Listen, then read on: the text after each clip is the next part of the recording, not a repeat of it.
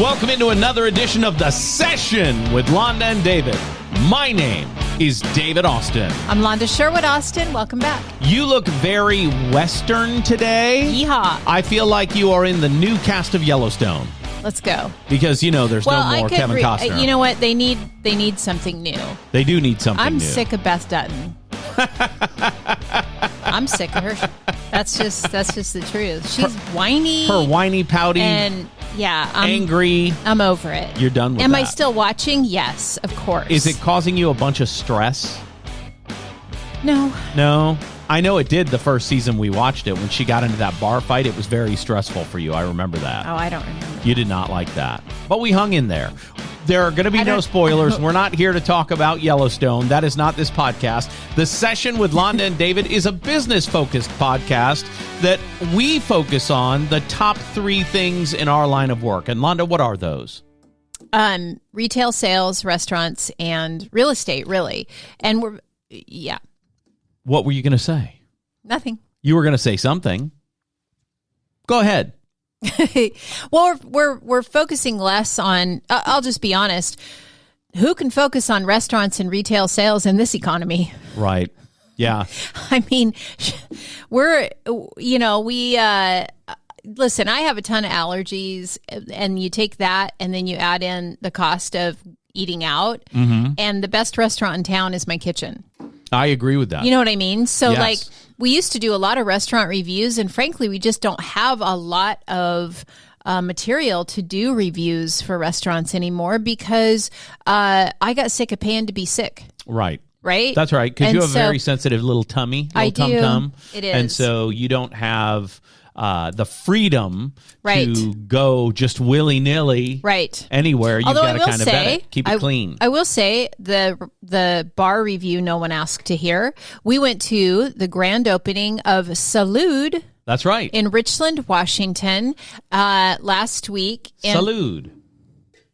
And while we did not have any food, we did have a drink. Right. And the cocktails were great. The service was great. Super fun atmosphere. We wish them all the best. We hope that that they do really, really well with that. So, and it's just a short walk from the condo. And here's why I really want to support. Conveniently located. Yes, here's why I really want to support these guys. They're both in our industry. They are. Carmel Perez is a guy I've known for 20 years, literally.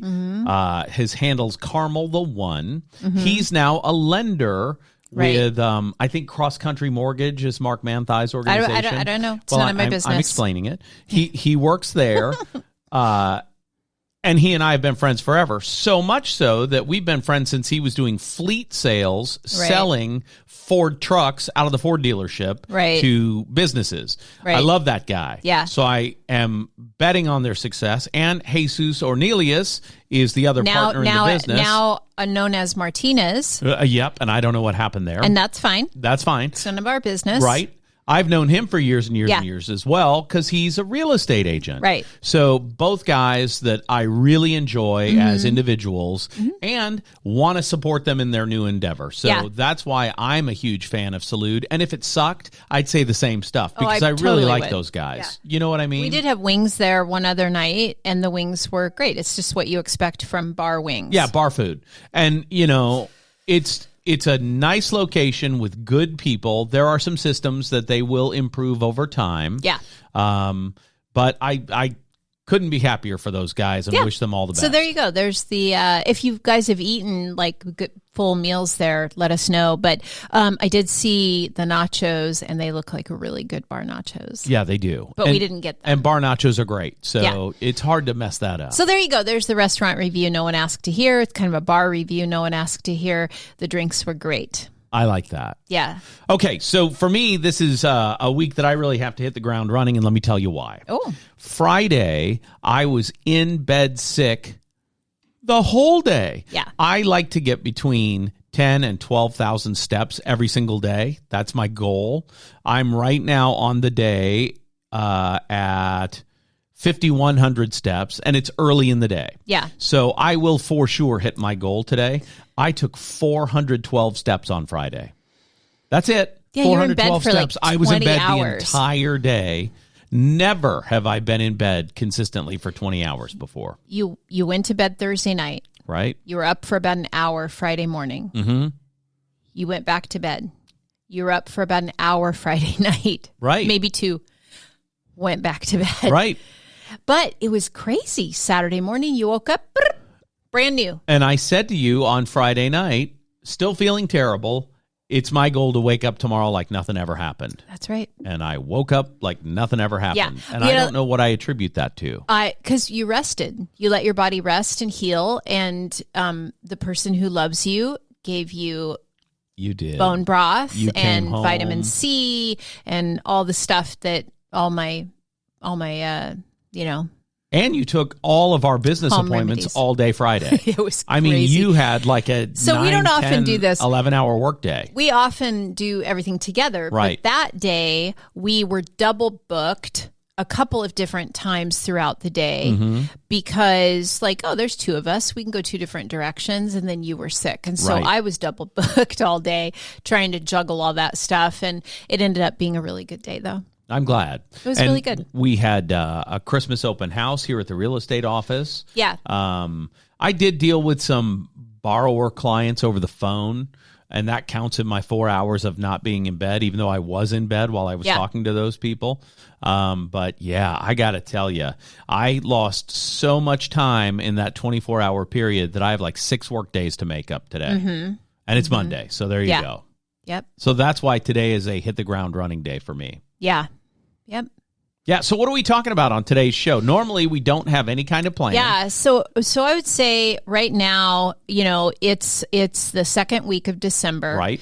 And you need to be thinking about next year, obviously, but also thinking about the end of this year. And let me explain what I mean by that. So a lot of people tend to, it's cold, it's gray, it's the holidays. They make all kinds of excuses to stop working right now. And exercising. And this is really the time actually to double down on everything. If you'll double down on all of the things that you do on a daily basis, continue to do them, even ramp it up a little bit, you are setting yourself up for a really good first quarter of 2025. Okay. And so this is why every day we're talking about next year and what it's going to produce. And let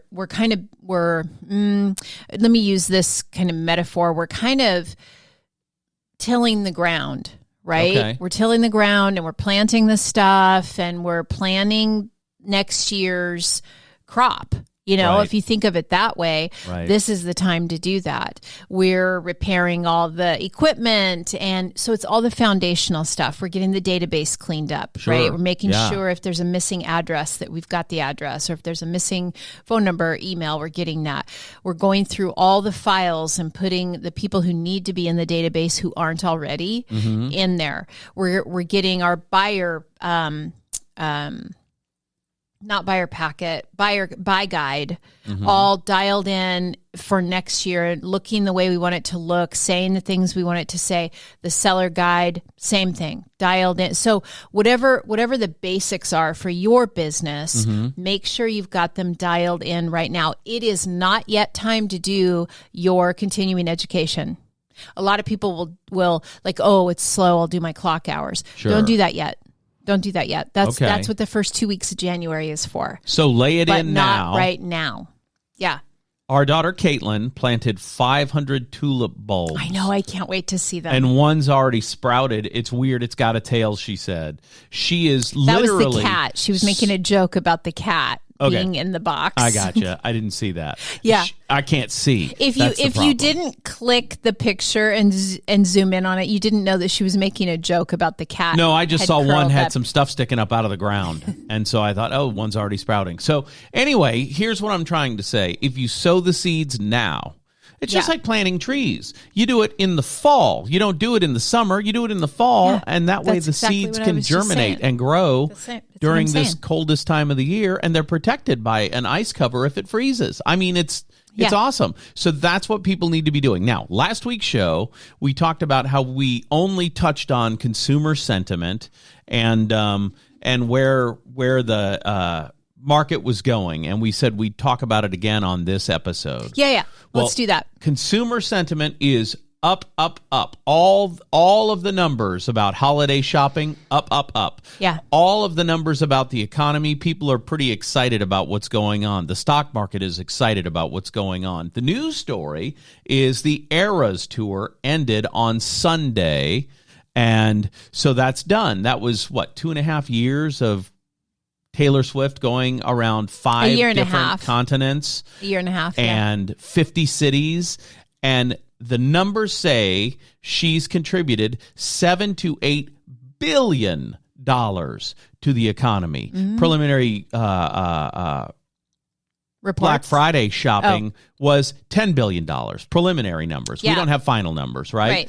They said Black Monday or Cyber Monday could be another $8 to $10 billion. Right. People are spending money this time of year, and that translates into a stronger economy. Right. So I'm very excited about the outcomes that are ahead of us all in this industry. Interest rates, they're not awesome. They're not where they could be. Yeah, but they're not where they were when I bought my first house. That's exactly right. And they're not where they were 2 years ago. Who cares? This is my feeling about that. Real estate doesn't get cheaper. Right. So who cares? Right. Get it. Grab it while it's available. Today is the day. Yeah. I went to a public speaking event that I was a guest at, not a speaker, and watched the speaker talk about how irresponsible the terms date the rate, marry the house are. Here's why that's irresponsible, according to this speaker. You're implying that rates are for sure going to get better and then people can refinance. Well, we can't know that. That's correct. So that's why that language seems a little murky, a little misleading. But the truth is, historical signals show the market will continue to improve in the coming year. And it has already improved dramatically from 2 years ago. So we also know historically houses only get more expensive. Yeah. Even in recessions. There's been one recession in recent memory where that was untrue, and that was after the housing crash of 2007, 2008. Yeah, but I sold a house, but I sold a house during that time, and I will tell you, I still made a profit, and it was not a house that was moving. It was considered to be a luxury home in this market. It was huge. Right. 4,200 square feet on 3 acres with a 5-bay shop, horse pasture, and the whole thing, okay? And while I didn't make a ton of money, I did still make some. And we had to drop that price and drop that price and drop that price to get it to sell because of that, recession or whatever, the bust or whatever it was during that time. It was a recession, that's right. And so it felt a little...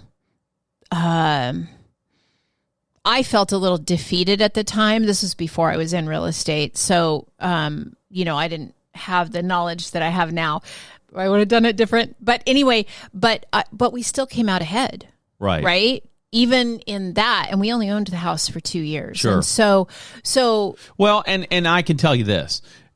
Nationally, recessions happen. Locally, they may or may not happen. There's one economist from Louisiana, and I don't remember his name off the top of my head, but we had him on our show when we had our radio show in Louisiana, and he talked about a recession for an individual is when you're not making as much money as you want to make. A depression is when you can't make your house payment. Yeah. That's a depression. Now, that on a macro level is a little bit different. Micro levels are all that are important to individuals, right? Sure. So if you're able to make your payments, it's not a depression. Right. If you're making your payments and you're making the money you want to make, you're in a healthy economy regardless of what's happening on Wall Street. And the problem is politically, it's unattractive to talk about recession because if you're in power and you're trying to hold on to it and you say the word recession, well, now people can point at you and say, see, you didn't manage the economy well. Right. And I think that's coming because of what's happened over the last 4 years. You know what I mean? Sorry to laugh. Anyway, so I think our creative director sneezed off camera. Yeah, so and nobody heard that. So only we heard that. But it made me laugh. Yeah. I gotta explain. And we're humans, so stuff happens. Yeah. That was hilarious. But what I'm trying to say, and I kind of lost my train of thought now. What I'm trying to say is, I think we will see a little bit of a recession in the near future, and it's because recessions help our economy catch back up naturally. And what a recession really is signaled by when the gross domestic product is lower 2 quarters in a row, which I don't think is going to happen now because it's starting to rebound a little bit. But I do think that's likely. Right. And when that happens, interest rates go down and house values continue to go up. Yeah. So I'm very optimistic about our future. But if you're thinking, I'm going to wait to see what happens in March, April, or May before I jump in. I can tell you what will happen. Well, the house will be more expensive that's exactly than it is right. today. That's exactly right. And every month you don't act, it gets more expensive.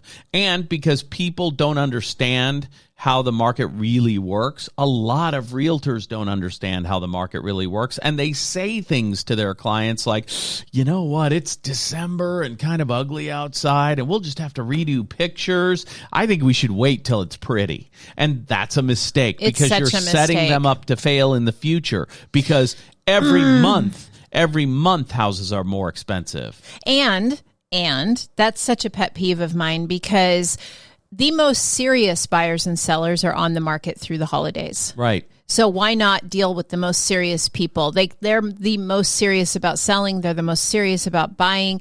They have a need to buy or sell. Right. Or they wouldn't inconvenience themselves by doing this during the holidays. So there's that.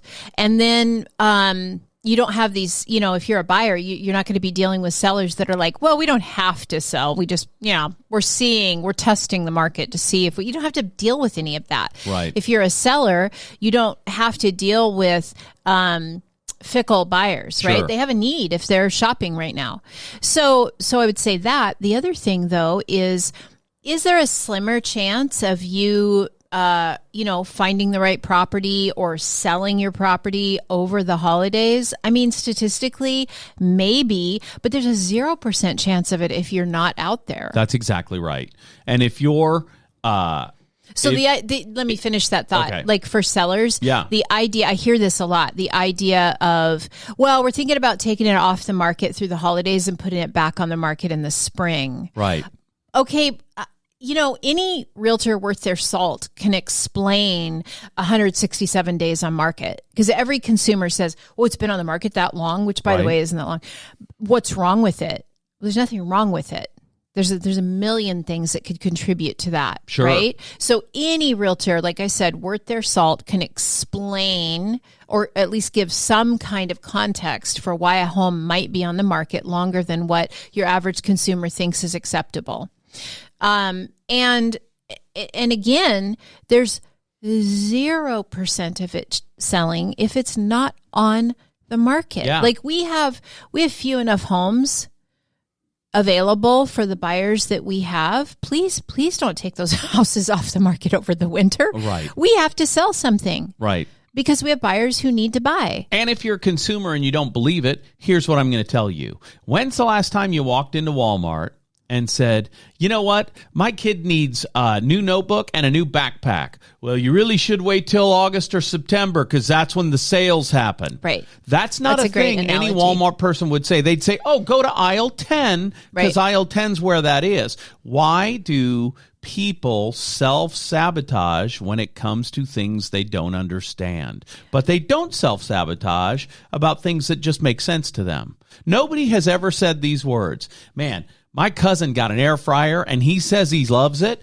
I'm going to wait till March to buy an air fryer because I think they're really going to come down in value. No one's ever said that. They say, oh, my cousin loves his air fryer. Shit, I'll go get one today. Right. They've got the Ninja air fryer at Walmart. You know what I mean? Yeah. People only make those statements when they don't understand the economics of what they're doing. Right. And sadly, lenders and realtors feed into it. Sure. And give bad advice. Sure. The advice is, if you have a need Today's the day to take care That's of the your reality. need. And that's the reality for sure. And if you don't have a need to buy or sell, then you may have the luxury of time. Right. That's right? exactly right. And lucky you. Isn't that lovely? Yeah. That's nice. But if you have a need, we got to go. And people, you listen, they call it the 4Ds or whatever. People buy and sell real estate for death, diapers, diamonds, and what was the other one? Divorce. So, those things, death, diamonds, diapers, divorce, happen every day. I'll never forget It never stops. When I was a kid in radio, brand new radio salesperson, this was 25 years ago, we were hosting in Baton Rouge, Louisiana, on our urban stations. They're the top-rated 3 stations in Baton Rouge, Louisiana. Still, we were hosting a bridal fair at the Centroplex. Okay. Right? My sales manager comes up to me and says, "Hey, David, you need to do something different with this than just selling booths." And I said, "What do you mean?" He says, "You need to go see real estate offices." I said, "Why do I need to go see real estate offices?" "Because you need one marquee sponsor that's a realtor, and let me tell you why." Mm-hmm. Because it's not just young people trying to get married for the first time that come to these things. That's people right. who just got divorced and are looking to get remarried come to these things. And I got news for you. If you sign a realtor, they could very well get 2 home sales and 1 home purchase out of it, because both people don't want to live in the other old spouse's house, and they got to buy their new house together. I went out and saw 3 realtors, and the third guy I went up to, I said to the guy, I said, "Listen, here's what I'm thinking. You do it, it'll only cost you like $30,000 to be a marquee sponsor, but if you get 1 new couple that is going to be a blended family, you could get 3 deals out of it." And I shit you not, the first people that walked up to his booth as the marquee sponsor of this event said, "Yeah, we just got divorced, so we need somebody who can help us navigate selling those houses and buying our new one together." There you go. He tripled his investment. Tripled. Beautiful. Mm-hmm. The very first people had 3 transactions. The reality, and that's without having to double side any of them. Everything we're talking about, though, always comes back to mindset. When you have a growth mindset, you're going to grow. When you have a scarcity mindset, you're going to shrink. That's true. just the truth of the matter. So I encourage anybody who may be listening to this, no matter what industry you work in, or even if you don't work at all, if you're a stay-at-home person who doesn't have a job outside, then this also applies. Sure. To gain momentum in life and keep momentum in life, it is all about mindset and showing up. Mm-hmm. I come to the office whether I have work to do or not, because when I get here, magically, work appears. Right. You know what I mean? And put in the activity reps. breeds activity. It's kind of like we were talking about a couple weeks ago. Sure. You put in the reps, right? Yeah. Yeah. It's all those sayings, those cliches, right? Your summer body starts in the winter and all that stuff, right? Sure. Well, every single athlete that is a competitive athlete knows you have to practice. Yeah. There's no athlete that is naturally so gifted that they can walk out onto the floor as a gymnast their first time. Right. And beat Simone Biles. That's just not a thing that happens. Right. You cannot do it unless you train and train and train and train and train. Now, in this year, it's interesting to note that in our local market, right? Okay, we've talked to several realtors recently. In the last week, I've probably talked to 4 or 5 different longtime realtors in this market, 16 to 23 years in this market. Sure. That they've worked. Consistently, every one of them said, "This has been my worst year ever." Right. So I get that. I'm not saying pretend things aren't what they are. I think you can have a healthy mindset of growth and opportunity, understanding the reality of where things are. The difference in that, how do you bridge the gap between those two, is you put in more reps. Right. So if the numbers are down, the sales are down, you just have to make more calls. You have to go see more people. You have to knock on more doors. You have to create more opportunity. And that's how you bridge the gap between the two. Yeah. Oh, that was good. You know, That was good. That was free. That was good. And it's true, right? Here's the problem. Oh, it is true. Here's the problem that we've a lot been of working like dogs. salespeople are having, right? And you see lenders jumping ship and going to new banks all the time. Oh my gosh, because they're going for guarantees, right? When you jump ship, typically you're going because somebody's going to invest in you as an upfront expense to get you over there. I see. Everybody's always recruiting because everybody's a little bit down, right? And the only way to for sure not be down is to grow. Yeah. You're not going to be down if you're growing. So if you have a growth mindset, the market trends don't affect you, right? Yeah. And so they do that with hiring, often in lending. Okay. Here's the thing.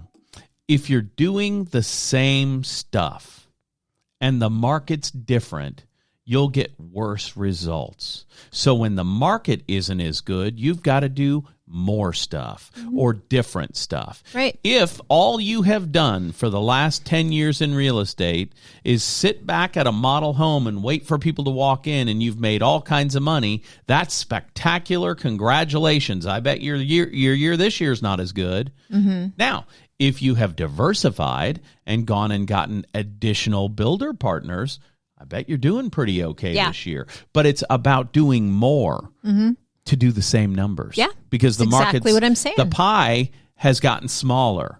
But if you want more of that pie, you've got to do more of the work. Yep. Does that make sense? It absolutely. I literally just said the same thing in different words. Yep. Absolutely. And we get it. Everybody is a little bit squeezed right now, and shrinkflation. Yep. It's hit everywhere. Yep. Right. And so we just know, where did we go recently that I said, we went to a restaurant. We don't need to name it, but we probably shouldn't, but went to a restaurant recently when our daughter Caitlin was in town, and they brought the food out, and she always orders the same dish at this restaurant, right? They brought it out, and I thought, that's like half the size as it used to be. Right. So shrinkflation has hit everybody. We get it. We were talking, we get those grass-fed burgers at Costco in the big sleeve. There used to be 18. Now there's 15. Right. And I noticed things like that. But the price hasn't gone down. No, the price stayed the same. And so actually, just to be fully transparent, like this last trip to Costco, I didn't get the sleeve of them. I got the big thing, and I made my own burgers. And I can't wait to start eating those burgers in the sleeve. Cheaper. I can't wait to start eating those. Yeah. We finally got through the last 2 or 3 of the other burgers, and you put the new patties that you made in the freezer in the sleeve, and I'm excited about that. It. Yeah. I'm super excited about that. So, and I was, we did the Costco haul and got all the meat for the month, and I'm, standing in the kitchen on a Sunday evening, cutting all the meat myself, dividing it all up. Yeah, you're like a junior butcher. Yeah. Well, my first job was actually at the junior butcher. It was. That was my very first job, was at a grocery store in the meat department, being an assistant to the butcher. I love that. Yeah. So anyway, I'm in there, and you said to me, "I'm glad you like doing that." And I was like, "I don't like doing it, but it's a necessity, and thank God I have the skill set to be able to do it." Right? Sure. I often say I can pinch a penny till it screams, because we're allocating a lot of resources to our future growth right now. Sure. Right. And so we're doing a lot of things that are for the growth of 2025. And let me just say, if you're interested in knowing what we're doing, you can go to SherwoodAustin.com. You can. That's SherwoodAustin.com, and you can see exactly what David and Londa are doing right now today. Yep. You can meet our team. There they are.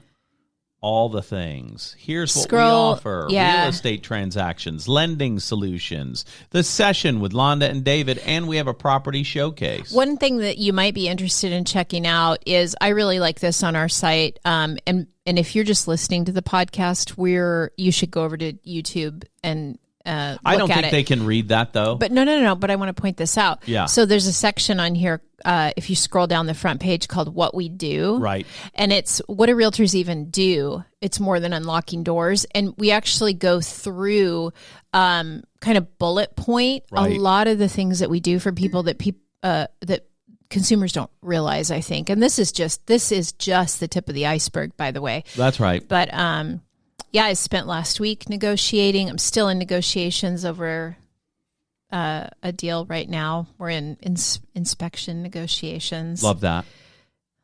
Nobody's a sharper negotiator than you. Well, and we'll see what happens because I put it's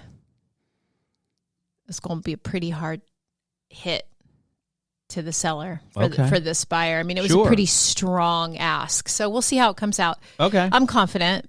Yeah. But I'm always confident. So I don't lack confidence in that area.